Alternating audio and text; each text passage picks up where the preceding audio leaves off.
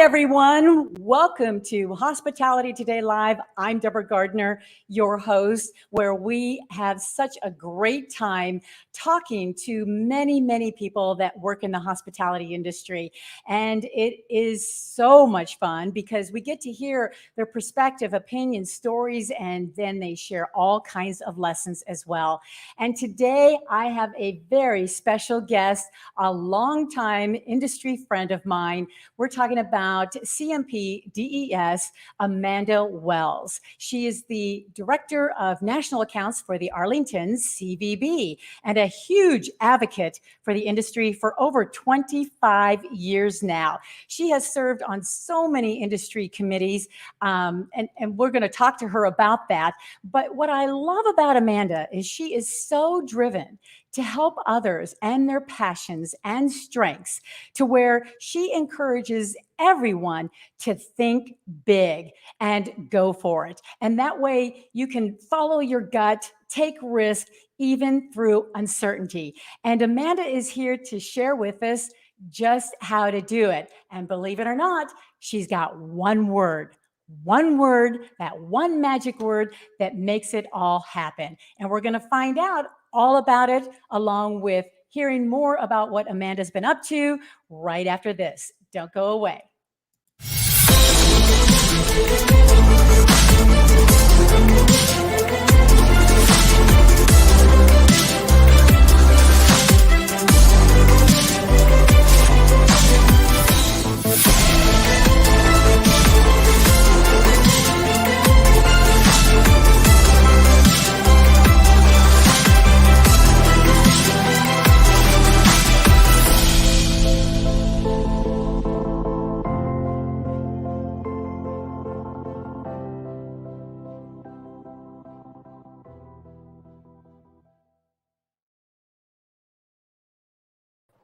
Virsitour.com. Well, like I mentioned, my longtime friend is here with us, Amanda Wells. Hi, Amanda. Hi, Deborah. Thank you for having me today. I'm so excited to be here. I am too. It's been a long waited couple months here to get you on the show. And I'm just so glad that today is the day because I know there's some exciting things that you want to share with all our viewers in the hospitality industry. And I'm sure they have a lot of comments and questions that they want to ask you here live on HTL. And one of the things that I want to get us started with, before we get to know that secret one word that you want to share with us, I'm sure our viewers want to know your background because I mentioned earlier in the intro, you've been on so many industry organizational committees and things like that. Share a little bit about yourself. Boys, I think it's really, when you hear, oh gosh, I've been doing this for 25 years, it's really scary to say. But, you and I met through MPI and my involvement in the DFW chapter of MPI. And, I've been a member since 2008, a past president. And then, of course, I got really involved in PCMA, where I have been in board leadership for the last probably 3 or 4 years. And I'm president-elect now and excited to see what the next few years hold for me there. But also just, in the local DFW area with DFWAE, I'm on that board. I've served on the American Marketing Association board. So I love to stay connected and involved and keep learning as I grow my career and grow myself. So. Well, and I know, gosh, you're right. 25 years is a long time. I'm there with you, sister. But it's been a wonderful ride. And yet, as busy as you are, and all the committees that you serve, and several, presidential board positions as well, you're a busy woman at home too. I mean, you're a mom that takes care of, your kids through so much, and balancing that has got to be really hard for women in the hospitality industry. And I know watching your Facebook page, I've seen a couple of your kids. Like, for example, I want to show little Emily here. First day of 4th grade. Yeah, she's in 4th grade. And then we've got Garrett here as well. And I believe that you have another one as well. I do. I have 2 more, actually. I have a 23-year-old stepson in Detroit area, and I have a 19-year-old stepdaughter who is starting her sophomore year at the University of Southern California. So Wow. we're So very, very. You are busy. What's your secret? I mean, to balance work and mom of 4 kids, my Lots goodness. and lots of coffee. Exactly. I would imagine that. Well, I know that, it's been tough for everybody this past year and probably another year or so. But sitting back during this whole pandemic thing, how has it changed your life or even your career? What are some of the lessons that you learned during this time? It's changed a lot. I mean, and as I've talked to other colleagues in the industry, I think I'm not alone. And it has really allowed me to take the time to be a mom and be involved and, put my phone down and be present at dinner. And my son he's playing basketball and go out and shoot some hoops with them in the afternoons and really say, it's okay for me to take these 10 minutes and be present in this world. Right. I have not been shy about saying, I've never been in this world in this industry that we live in and that I've grown up in. It's 24 hours a day, 7 days a week. And Right. I've never been home for my daughter to come, for my kids to come home from school. What a cool thing that is, just to watch them walk up the sidewalk and drop her backpack and come in and slam the door and tell me about her day. And, I'm not a milk and cookies kind of girl in the afternoon, but, I do love that, like 5 minutes of embracing and kind of move on. But, that is one thing that I think that I've learned from this pandemic and kind of coming through is it is okay to just pause, because everything's going to be there in 10 minutes. It's going to be there tomorrow. It's going to be there in 2 hours. And everybody is giving grace right now. So you give grace as well, but accept it when it's given to you and ask for it when you need it. And those are some lessons that I've kind of taken away from this pandemic. Oh yeah. Oh, I would imagine it's a different world when you get a chance to be at home and you start discovering things that it's like, oh, I never knew that was there, or I didn't know I can, walk down the street with my child, or, there's so many things that we've I don't know if missed out on or just didn't notice, but the pandemic, I think, really helped us, as my motto is slow down to speed up. But I also know you have a motto which is onward and upward. Now, what does that mean and how do you apply that to hospitality?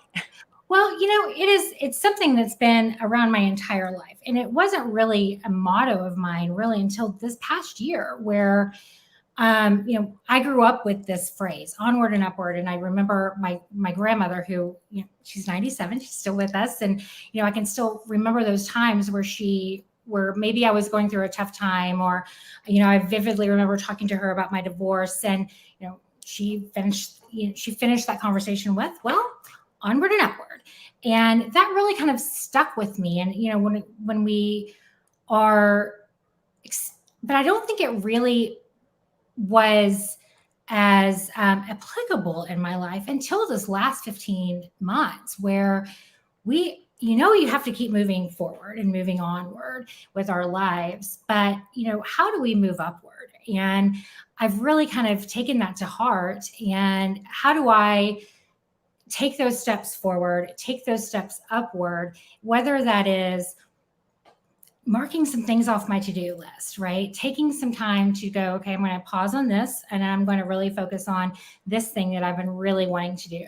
If there is, I've been in this industry for, 25 years, and I hate to say that number, but, and I know how fast it is, the response times on RFPs and, what is asked for us every day with prospecting calls. And there's always this to-do list going on in the background. I wish that I could spend some time on this. I wish that I could spend some time on this. And I think that, taking this onward and upward approach to life and using that as my, motto every day has allowed me to go, what, I'm going to get this done by the end of the week. And I'm going to mark that off my list that's been sitting here on my to-do list in the bottom corner for a while. And it is, we cannot be, it's going to be very detrimental if we are the same people, if we're the same place, if we're in the same place coming out of this as we were going into it. And so really, as we move forward, take that time for despair and questioning and sadness. If you've been furloughed, if just, we all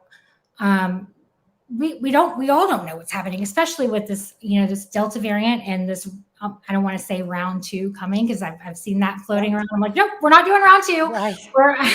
We're still on pause. Right. And Right. I think that, taking this time to really move upward and marking some of those, whether it's a CMP certification, whether it is a certification in whatever, whether it's learning a new system, learning a new skill, reading a book, if you're better on coming out of this when we started, we're all going to be better for it as an industry. And those are my words, is onward and upward. And I think that really kind of, it's gotten me through the last 15 months, and hopefully it will continue to get me through the next phase of this. Yeah, that makes a lot of sense. And I love that, because this is where we're at. We're at this delicate moment now where, we've been dealing with this craziness, experiencing what's been going on. Now it's time for us to cross that road and do exactly, what your motto is onward and upward. And we have, this is where we're at. So I really, really like that. As a matter of fact, we've got somebody that wants to ask you a question, and it looks like it is Lisa. She says, do you write down your activities to manage time, or do you use, some kind of app or software? I am absolutely a pen and paper person. I have legal pads and spiral notebooks everywhere. Right. And I'm definitely a list maker every day. I end my day with making a list of what I need to do the next day. But, all these little goals that I have as we get to farther in the conversation, I have them written down, and they are where I see them all the time on a whiteboard in my office, at home. And it's ever before me of what my next step is. And I think that's really, really important to know where you're going. Yeah, that's a good point and a good question, because some people are, want to utilize technology to do all that. But I'm like you. I like to just write it down and visually see it and take the strokes of my pen to embed it in my mind. That's the only way I can do it. If I put it on an app or some kind of software, I'm going to probably forget it. Right. Absolutely. In a sense. But let's get to why we have you really on the show. And that is that you want to share with us one word. I call it the secret word, that really, made a difference to you and that you believe in, that if followed, it definitely will help people move forward, take risks, even during uncertain times like this. So can you share with us what that is and the meaning behind it? Yeah, it's this magical word, and I use it a lot. So anybody that's listening that has spent any time with me knows I use the word elevate a lot. It's just elevate. And whether that is, yourself, the people around you, your situation, that your office culture, if it's your family, if you're elevating kind of on that whole onward and upward kind of mentality, there's no limit to what you can do. And, that word elevate, really, this is not a special to Amanda. I love Ryan Serhant. If you're a $1 Million Listing fan, you know who that is. I bought his book, and, I think I pre-ordered his book. And he talks about elevating, and it's elevating the sales process. And it didn't dawn on me what power there was in this one word until before I was at the Arlington, Texas CVB, I was with a resort, North Dallas and Frisco. Hi, Frisco people. And hospitality was absolutely embedded in the culture and every single employee's just behavior. It was, we were empowered to make every single guest's stay the best it could possibly be. And when I came, I spent some time with a global marketing agency, and my time with them really shifted from the dates, rate, space inquiry sheet that we all know and love in hotels to goals and objectives. And which seems so simple because, in our world, everything revolves around the goals and objectives of meetings and events and that's domain A and the CMP. Sure. And so taking this experiential, very goals and objectives way of looking at meetings and events and taking it and putting it into practice in everyday life at the Westin Stonebriar, it really elevated everything that we did, and not just for the guest experience, but also for the sales team's experience. And they felt absolutely empowered. It really resonated with the entire team because we needed housekeeping involved and we needed, engineering involved in these very experiential site visits that we do or proposals that we did. And so we would take these site visits that can be fairly mundane, right? I mean, we all want to do 7 site visits a week now. Right. But, it can be very, very repetitive. And so when you put something like very small to elevate, and for example, off the top of my head we were bidding on a Mercedes-Benz program that was a long-term program, and we were up against a competitor on the street, and we made a phone call. And to a friend, I saw on Facebook that a friend of mine just bought the brand new Mercedes convertible. And I called her and said, "Hey, are you busy tomorrow?" It was after hours for all the Mercedes dealerships in the area. I said, "Are you busy tomorrow? Can I borrow your car for like 4 hours?" And she's like, "Absolutely, but I'm going to DFW." And I said, "If I will let you park here, I will drive you to DFW if you let me borrow your car for this site visit." She's like, "Sure." So we drove this car up, and that was something it was one special touch that took 5 minutes and a trip to DFW airport. Wow. That really elevated that site visit. A Lincoln, the same kind of story. Lincoln automobiles were having a meeting at the hotel. We called the local Lincoln dealership and said, "Can we park your new Continental, at our terrace?" Our terrace overlooked a golf course. It was a very, and their opening reception was out there. But their brand new Continental that had just been launched out there waiting. And it was such an awe moment for them when they walked in to see that. And I think actually the owner of the hotel bought the car. Actually added a little benefit to that.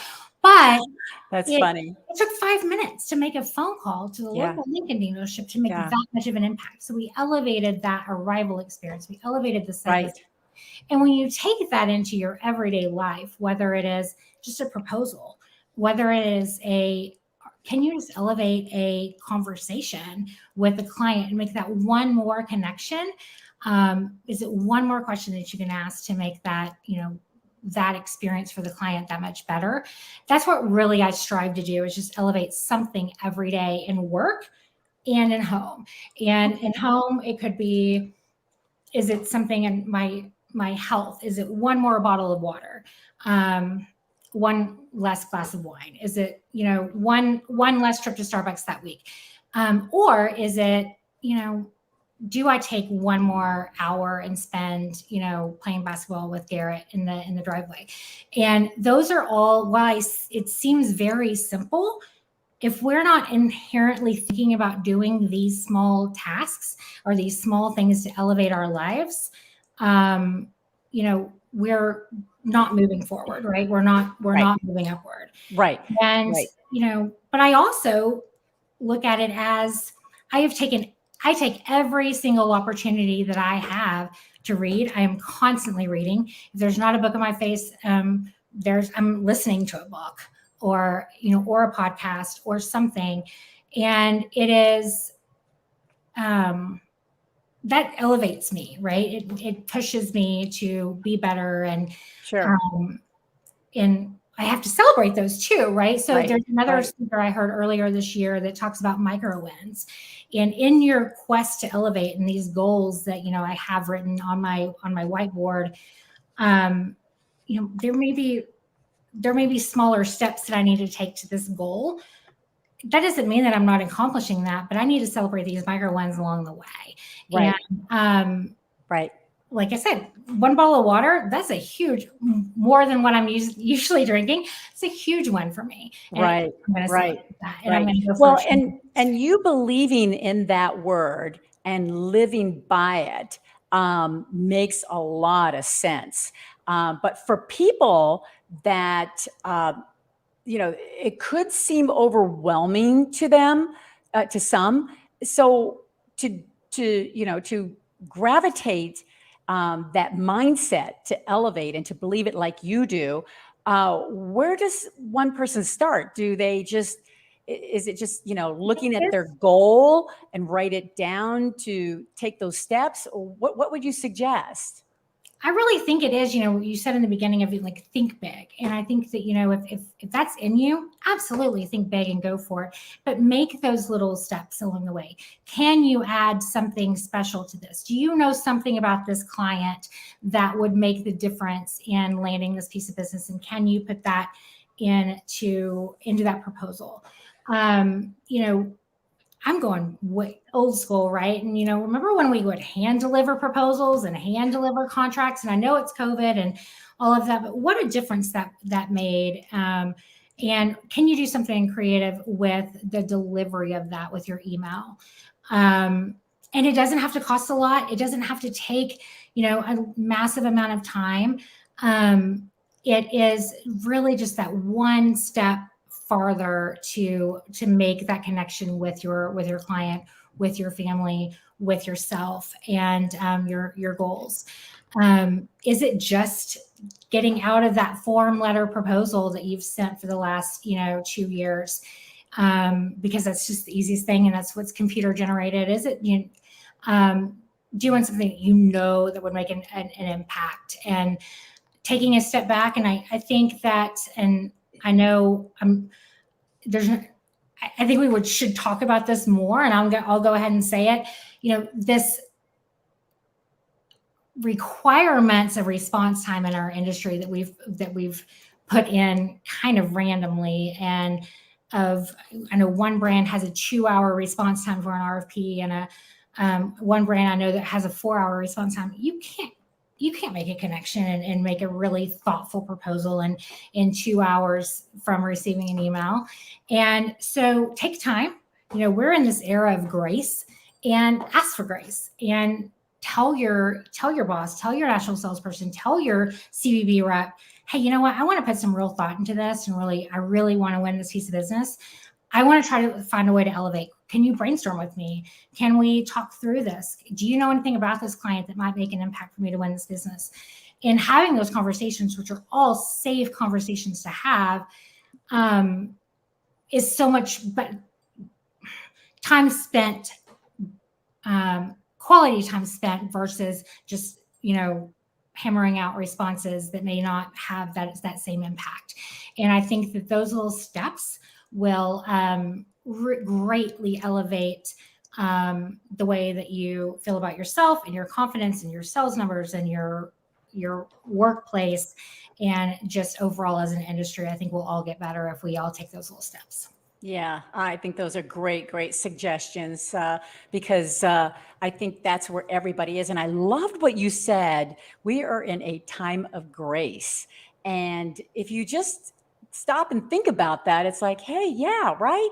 I can sit here and do what I need to do that I've always wanted to do, and take my time at it, because it's going to be a while till everything turns around, but we are turning around. Things are recovering. It's just, this is a time before we get really busy. And I'm all about, meeting revenge. Once the gates open, it's going to flood with all kinds of meetings and events. So now's the time.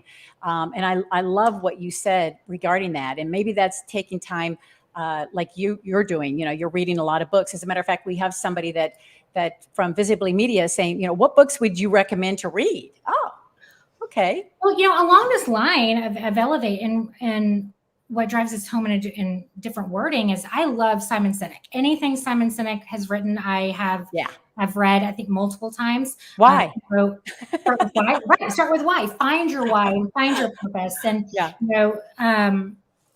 his last book, or his most recent book, is called The Infinite Game. And it really talks about, you may be great now and where we are right now, but someone's coming up behind you. Oh, yeah. And are you elevating, and are you moving forward, and are you ready for that? There's no finish line in the game of business. There's no finish line in the game of hospitality, right? And are you positioned to be better and constantly being better so you can take on that competition and be ready for them to come up behind? Right. Depending on what your personal goals are, I love Ryan Serhant's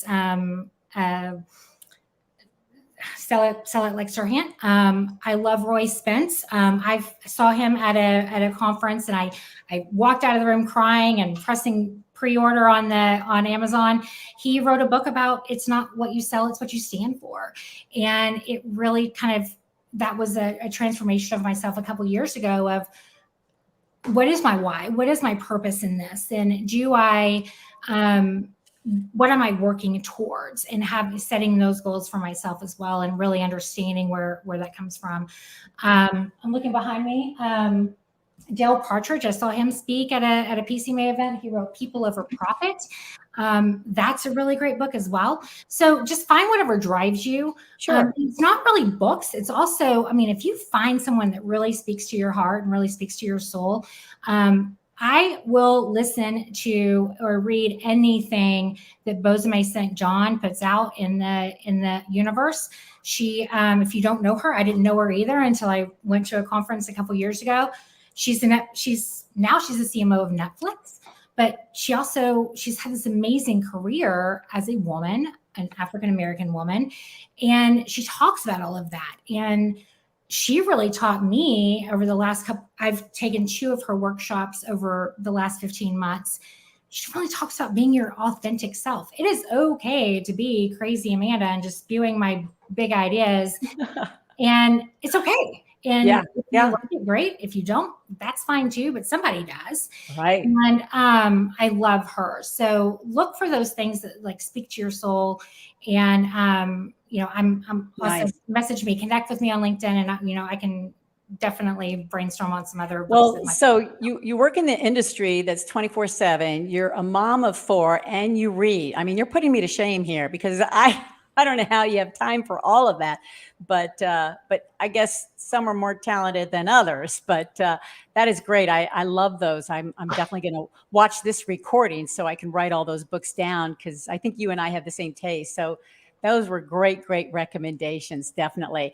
And so as we end the show, I've got one more question for you, because again, being in the industry for 25 years and still going strong, you must have started when you were 2. What do you think, if you had a magic wand over our whole meeting and event industry, what would you wish for to happen? Is there, especially moving forward, onward and upward, in other words? Well, if we can just make this whole, next Delta variant, whatever variant's coming behind this, just to kind of go away, and we're all going to be okay again. Yeah. That would be my first wish. I think also just, I really wish that my colleagues and industry friends and everybody listening, I wish that you would learn what your strengths are, what your weaknesses are, what you bring to the table, and really own that. And I wish I would have learned that 10 years ago. I think that I would have been in a different place now. But that has really helped me over the last 15 months as I've done a deep dive into what makes Amanda tick and what are my strengths, and how does that play into this whole elevation, and how do I work with a team with these very, I'm kind of in your face strengths, right? And I really wish that people would take the grace that's given to them, give grace when you can, take the grace that's given to them, accept it, and really own who they are, but also elevate those challenges and those weaknesses that they may have as well. And it's okay. It's okay to make mistakes. The world is going to keep turning. And that's one thing we've learned through all of this is. Right. Yeah. Good suggestions, good advice. Love what you are sharing with us today. And I'm just so glad that we were able to connect. I just want to see you face to face because, Me too. as my husband says, I'm such a kissy huggy industry. And I know, it's I hate so that we didn't do true. our open mouth So selfie last, when I saw where we missed each other in Phoenix. yeah, I know. And, but our time will come after this time of grace, as you mentioned. But I want everyone to have the opportunity to connect with you or contact you directly. And I see your email address there.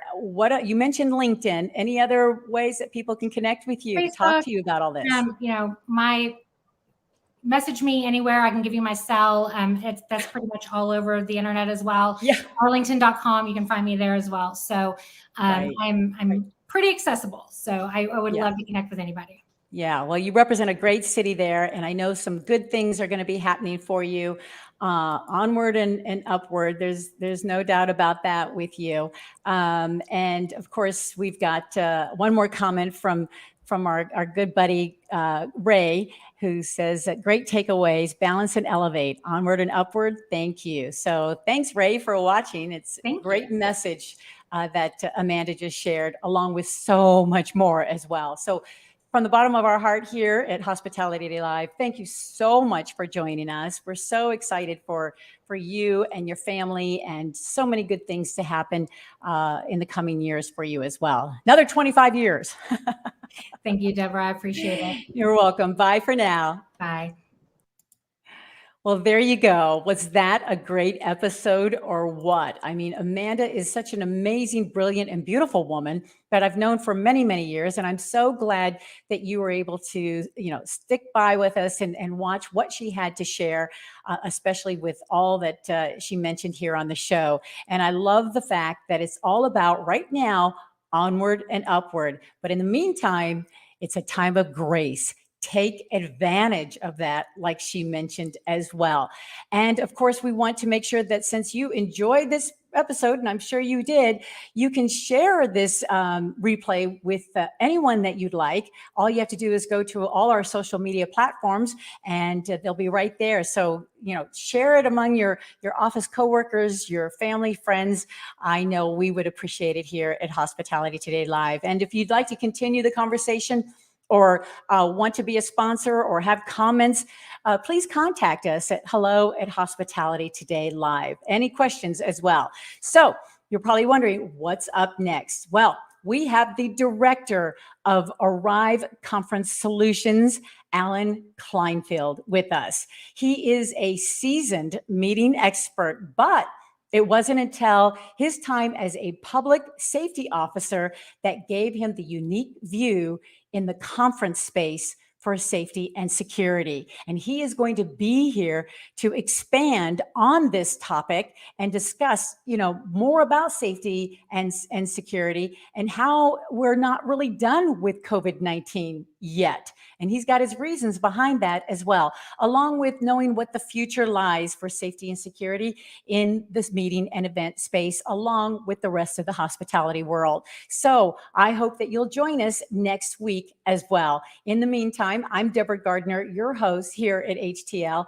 And remember, if you're thinking about it, we're talking about it right here on HTL. So until next week, have a great week, everybody.